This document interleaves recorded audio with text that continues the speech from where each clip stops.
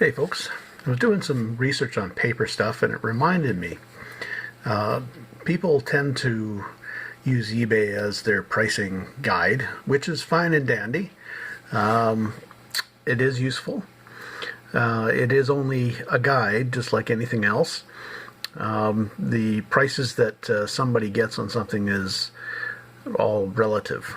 If they didn't list it properly, it may have gone for a pittance. If they listed it properly and it is a larger item and went cheap, well, there was no market in their local area, obviously, or it went high, that could be because they had a good market for it in their local area and there was multiple bidders in their area who were able to pick the item up.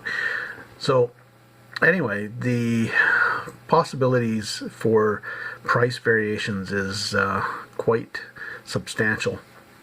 Now, I was researching paper stuff, which is easily shippable, so pricing is pretty accurate on eBay, but you have to use the sold items listings.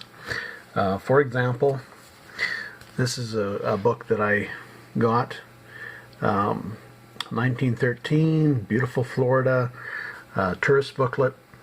And yeah, I thought, well, it could be a good piece. And lo and behold, check this out. So on eBay, there's one available for $61.49. $61.50 was $75, basically $74.99.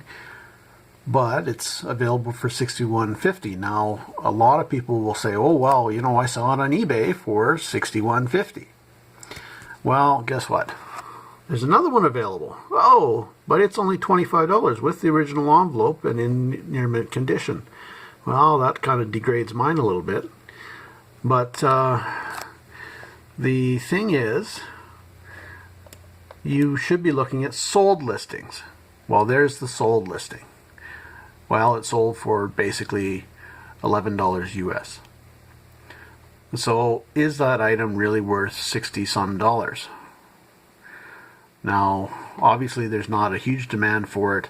So what is it worth in the store? Well, you can probably mark it up beyond $11. $11 is pretty much wholesale, so maybe in the store it's worth $30 tops. Because it's quite possible that it just went a little cheap because there wasn't the number of eyes on it that there should have been or something.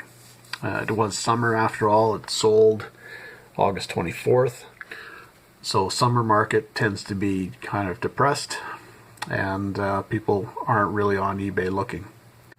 So you should be using only the sold listings as your guide on eBay.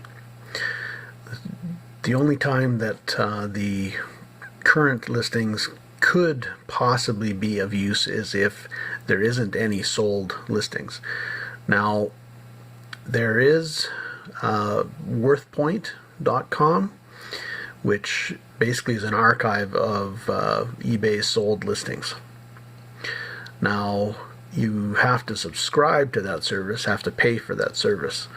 So it is useful, probably well worth subscribing to if you're doing a lot of research and aren't familiar necessarily with some prices on your own.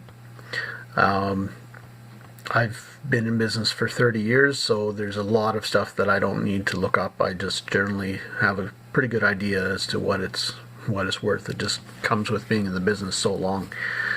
There are several or a number of items that, yes, I will look up and just double check online.